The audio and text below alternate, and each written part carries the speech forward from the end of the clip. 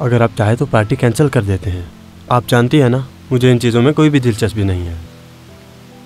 ऐसा हो सकता है क्या?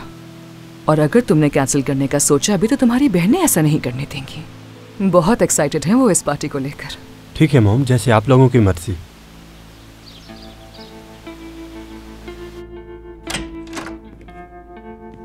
बैरन, क्या अली कल शाम देर से गया था?